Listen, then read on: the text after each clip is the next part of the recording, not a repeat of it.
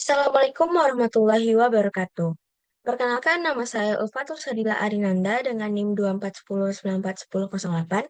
Pada kesempatan kali ini, saya akan mempresentasikan tentang pencemaran udara dari mata kuliah pencemaran udara dan kebisingan. Yang pertama, ada sejarah pencemaran udara. Pada revolusi industri abad ke-18 sampai ke-19, sejak ditemukannya mesin uap, pabrik-pabrik di Eropa dan Amerika mulai berkembang pesat. Batu bara digunakan secara besar-besaran sebagai bahan bakar untuk industri dan rumah tangga. Asap tebal dari cerobong pabrik memenuhi udara kota-kota besar. Langit menjadi gelap dan kualitas udara menurun drastis. Banyak masyarakat menderita penyakit pernapasan akibat debu dan gas yang beracun. Yang berikutnya ada polusi udara modern dari tahun 2000-an sampai sekarang. Di zaman modern, pencemaran udara bukan hanya masalah negara industri, tapi juga negara berkembang. Sumber utamanya berasal dari asap kendaraan bermotor, pembangkit listrik, industri, dan pembakaran sampah hingga kebakaran hutan. Kota-kota besar seperti Beijing, New Delhi, dan Jakarta sering mencatat kualitas udara yang sangat buruk.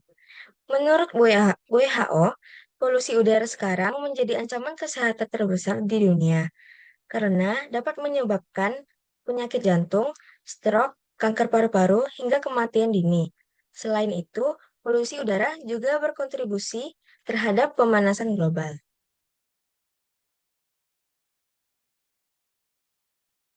Yang berikutnya adalah sumber pencemar udara. Yang pertama ada sumber alami, yaitu letusan Gunung Merapi yang menghasilkan abu vulkanik, gas belerang, dan partikel berbahaya lainnya. Yang kedua, ada kebakaran hutan alami yang mengeluarkan karbon monoksida dan karbon dioksida. Yang ketiga, ada debu gurun atau tanah yang kering. Debu gurun atau tanah kering ini terbawa angin hingga jauh dan mencemari daerah yang lainnya. Yang kedua ada sumber buatan. Sumber buatan ini berasal dari aktivitas manusia, seperti kendaraan bermotor, menghasilkan gas buangan seperti karbon monoksida, nitrogen oksida, dan sulfur dioksida, dan partikulat halus. Yang kedua ada industri dan pabrik. Asap hasil pembakaran bahan bakar fosil dan proses produksi industri kimia, baja, dan semen melepaskan banyak polutan yang berbahaya. Berikutnya, berikutnya ada jenis pencemar udara. Yang pertama berdasarkan cara terbentuk, yaitu ada primer. Primer langsung keluar dari sumber, contohnya CO, SO2, dan lain-lain.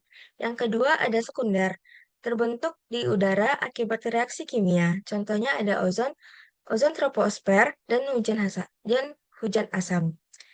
Yang berikutnya ada pencemar utama. Yang pertama ada CO, yang berasal dari kendaraan yang akan mengakibatkan gangguan pernapasan dan kekurangan oksigen. Yang kedua ada SO2, yang disebabkan dari batu bara dan industri yang menyebabkan iritasi paru dan penyebab hujan asam. Yang ketiga ada O3, yang dihasilkan dari reaksi NOx ditambah VOC yang menyebabkan iritasi mata, paru, dan merusak tanaman. Yang berikutnya ada timbal yang berasal dari industri dan bensin bertimbal, yang mengakibatkan merusak saraf dan bahaya untuk anak.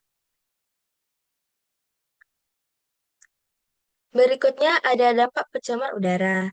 Yang pertama ada dampak terhadap kesehatan manusia. Pada jangka pendek, eh, menyebabkan iritasi mata, hidung, dan tenggorokan. Yang kedua ada batuk, sesak nafas, sakit kepala, dan pusing. Yang ketiga bisa memperburuk penyakit asma atau bronkitis. Pada jangka panjang bisa menyebabkan penyakit paru kronis seperti asma, bronkitis kronis, dan kanker paru. Yang kedua ada kematian dini. Yang berikutnya ada dampak terhadap lingkungan. Yang pertama ada kerusakan ekosistem. Polutan dapat menurunkan kualitas tanah dan air.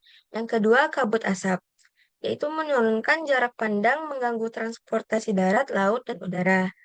Yang berikutnya ada dampak terhadap iklim. Perubahan iklim seperti mencairnya es di kutub, naiknya permukaan laut, dan cuaca yang ekstrim. Yang kedua ada partikulat hitam atau black carbon, yaitu mempercepat pencairan salju dan es karena menyerap cahaya matahari. Berikutnya ada regulasi terkait pencemaran udara di Indonesia. Yang pertama ada undang-undang. Salah satunya adalah Undang-Undang Nomor 32 Tahun 2009 tentang Perlindungan dan Pengelolaan Lingkungan Hidup. Undang-undang ini menjadi dasar hukum utama dalam perlindungan lingkungan, termasuk pengendalian pencemaran udara, seperti pasal 41 Undang-Undang ini melarang setiap orang melakukan kegiatan yang dapat menyebabkan pencemaran udara. Yang kedua, ada peraturan pemerintah atau PP. Peraturan pemerintah nomor 41 tahun 1999 tentang pengendalian pencemaran udara. PP ini mengatur standar emisi untuk berbagai zat pencemaran udara serta prosedur pengendalian pencemaran udara, termasuk perizinan, pemantauan, dan sanksi. Yang ketiga adalah peraturan menteri. Salah satunya adalah Peraturan Menteri Lingkungan Hidup dan Kehutanan Nomor P.20 garis miring Men LHK garis miring Sekjen garis miring Kum titik 1 garis miring 3 garis miring 2018 tentang standar baku mutu kualitas udara yang berisi menetapkan standar baku mutu kualitas udara nasional untuk berbagai zat pencemar. Baik, sekian presentasi dan video dari saya. Maaf kalau ada salah. Assalamualaikum warahmatullahi wabarakatuh.